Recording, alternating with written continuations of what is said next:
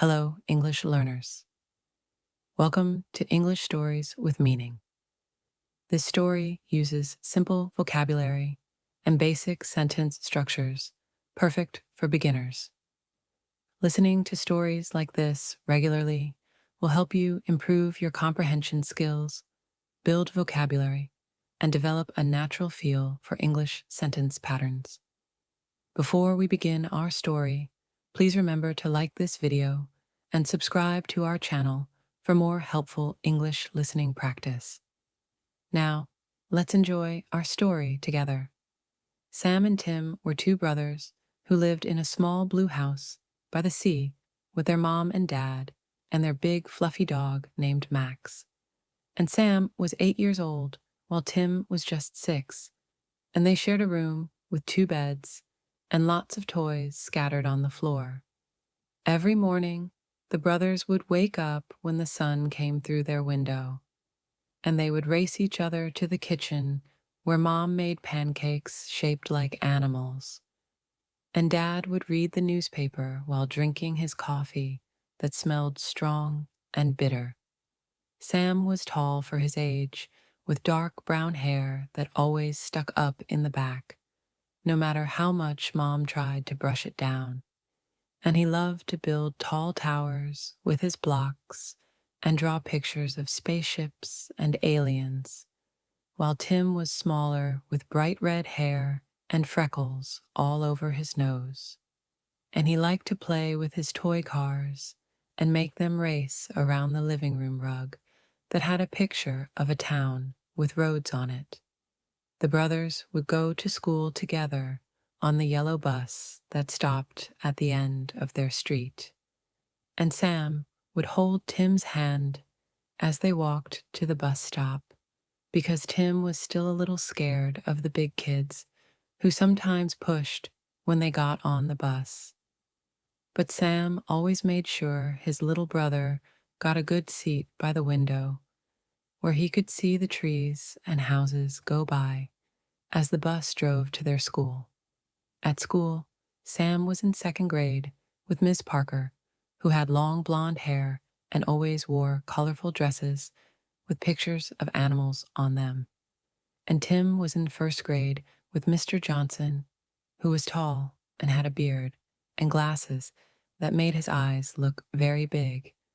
And even though they were in different classrooms, the brothers would meet at recess and play tag or climb on the jungle gym together. After school, Sam and Tim would run home and change into their play clothes. Then they would go outside to the beach that was just down the hill from their house, and they would build sand castles with moats around them, or look for seashells to add to their collection that they kept in a glass jar on their bedroom shelf. On rainy days, the brothers would stay inside and build blanket forts in the living room, using chairs and the couch to hold up the blankets. And they would bring flashlights inside the fort and tell each other scary stories about monsters under the bed or ghosts in the attic. But they were never too scary because Tim would get nightmares if the stories were too frightening. Sam was braver than Tim and would often go first when they tried new things, like jumping off the high diving board at the community pool or riding the big roller coaster at the fair that came to town every summer. But Tim was better at making friends because he would share his toys and always remembered to say please and thank you, which Mom said was very important. The brothers sometimes fought over toys or who got to choose what TV show to watch after dinner. And sometimes Sam would tease Tim about being afraid of thunderstorms or the dark. But they always made up before bedtime because Dad had a rule that they couldn't go to sleep angry at each other. So they would say sorry and hug it out, even if they were still a little mad inside. On Saturdays, the whole family would go on adventures together, sometimes driving to the big city to visit the zoo, where they could see lions and elephants and monkeys swinging from trees, or hiking in the forest, where they would look for deer and rabbits and collect interesting rocks and leaves. And sometimes they would go to Grandma and Grandpa's farm, where they could ride horses and feed the chickens and eat fresh apple pie that Grandma baked in her kitchen that always smelled like cinnamon and sugar. Sunday was quiet day at home, when the brothers would help Mom water the plants in the garden, and Dad would fix things around the house with his big red toolbox full of hammers and screwdrivers and wrenches.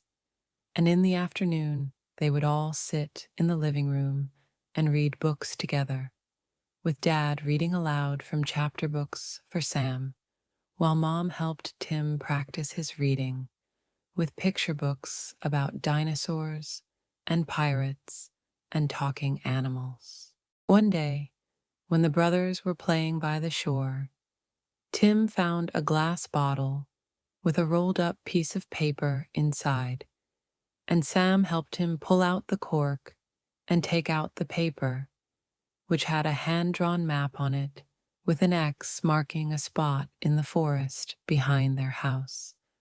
And the brothers looked at each other with wide eyes and decided that they had found a real treasure map left by pirates who must have buried their gold nearby. The next morning, after breakfast, Sam packed his backpack with important treasure hunting supplies, like a water bottle and some cookies and a flashlight and a compass that Dad had given him for his birthday, while Tim put his lucky rock and his favorite action figure in his pockets for good luck. And they told their parents they were going to play in the forest, but didn't mention the treasure map because they wanted the treasure to be a surprise. The forest was cool and dark with tall trees that made the brothers feel very small, and they followed the map as best they could, looking for landmarks like a twisted tree and a big rock shaped like a turtle. And sometimes they got lost and had to backtrack. But Sam used his compass to make sure they were heading in the right direction, and Tim kept their spirits up by making up songs about the treasure they would find. After walking for what felt like hours, but was probably only 45 minutes, the brothers found the spot marked with an X on the map, which was under an old oak tree with a hollow in its trunk. And they started to dig in the soft earth with sticks they had found along the way, getting dirt under their fingernails and on their clothes. But they didn't care because they were too excited about finding pirate gold. They dug and dug until Tim's stick hit something hard, and the brothers quickly cleared away the dirt to find an old wooden box with rusty metal corners.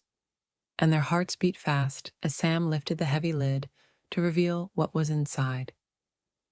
But instead of gold coins or jewels, they found a collection of old toys, including a wooden train, a bag of marbles, and a teddy bear missing one eye. The brothers were confused at first, but then they found a note in the box that said, "To whoever finds this treasure, these were my favorite toys when I was a boy, and I hope they bring you as much joy as they brought me, Grandpa."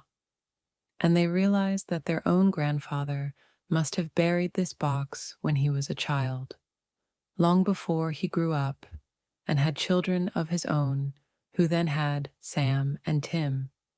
That evening at dinner, the brothers showed their parents what they had found, and Dad called Grandpa on the phone, who laughed when he heard about the discovery and told them that he had indeed buried his favorite toys over 50 years ago when he was about Sam's age, and he had drawn the map and put it in a bottle, but had forgotten all about it until now. and he was amazed that it had survived all these years and had found its way to his own grandsons. That night, as they lay in their beds, the brothers whispered to each other about their adventure, and Sam said that even though they hadn't found pirate gold, they had found something better, a piece of their family history and a story they would remember forever. And Tim agreed as he hugged Grandpa's one-eyed teddy bear that now sat on his bed, and they fell asleep dreaming of the adventures their grandfather must have had playing with these toys so many years ago, and wondering what adventures awaited them tomorrow. Because when you have a brother to share them with, every day can be an adventure. The next day was sunny and warm, perfect for playing outside. So after they finished their chores, Sam had to make his bed and feed Max, while Tim had to put away his clean clothes and water the plants on the windowsill. The brothers decided to build a fort in the backyard, using old sheets from the linen closet and branches they collected from around the yard, and they worked together all morning, with Sam doing the tall parts and Tim making sure the fort was cozy inside, with pillows and blankets. Mom brought them sandwiches for lunch, which they ate inside their fort while making plans for the afternoon, and they decided to pretend that their fort was a ship, and they were sailors exploring unknown seas. So they made paper hats and used a broom handle as a mast with one of Dad's old shirts as a sail, and they took turns being the captain who gave orders and the lookout who watched for sea monsters through Dad's binoculars. When the wind picked up and dark clouds gathered in the sky, Mom called the brothers inside just as the first fat raindrops began to fall, and they watched from the window as rain poured down, washing away their fort and turning the backyard into puddles. But they weren't sad because they knew they could build another fort another day, and for now they could continue their sailing adventure in the living room, with the couch as their ship and the carpet as the ocean. The rain lasted for 3 days, keeping the brothers inside, where they had to find quiet games to play, because Dad was working from home in his office and needed silence to make important phone calls. So they played board games at the kitchen table and built a city with blocks in their bedroom, and helped Mom bake cookies that filled the house with the sweet smell of chocolate and vanilla. On the 4th day, the sun came out again, and the brothers ran outside to find that the rain had created a stream at the bottom of their yard where there was usually just dry dirt. And they spent the whole day building dams with rocks and sticks and making leaf boats to race down the stream, getting muddy and wet, but having so much fun that they didn't mind when Mom made them take baths before dinner and wash their dirty clothes. Summer was coming to an end, and soon the brothers would be going back to school, Sam to 3rd grade and Tim to 2nd, and they wanted to make the most of their last days of freedom. So they made a list of all the things they wanted to do before vacation was over, like having a sleepover in the backyard tent, going to the amusement park one more time, visiting their favorite ice cream shop for triple scoop cones, and finishing the model airplane they had been working on together for weeks. The brothers didn't always get along perfectly. Sometimes Sam would get annoyed when Tim followed him around and copied everything he did, and sometimes Tim would cry when Sam wouldn't let him join in a game with his older friends. but their parents reminded them that brothers are forever friends who will always have each other's backs no matter what. And even when they fought, they couldn't stay mad at each other for long, because life was more fun when they were getting along.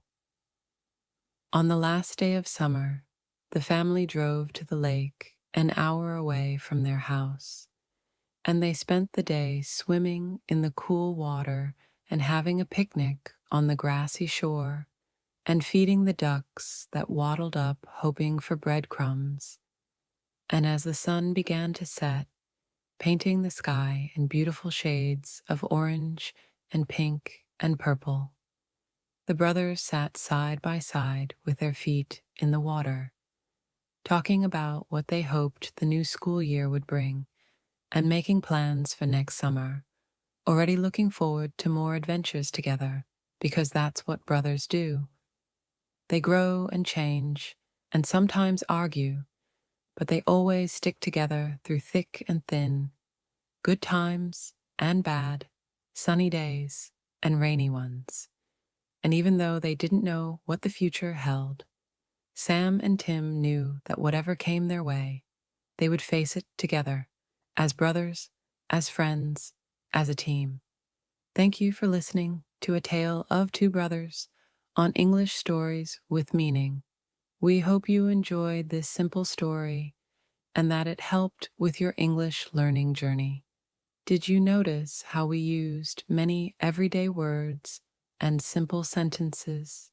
This type of listening practice is perfect for building your English skills step by step. If you found this helpful, please like this video, subscribe to our channel, and hit the notification bell so you never miss our new stories. Comment below with your favorite part of the story or any words you learned today. Remember, consistent listening practice is one of the best ways to improve your English. See you in our next story.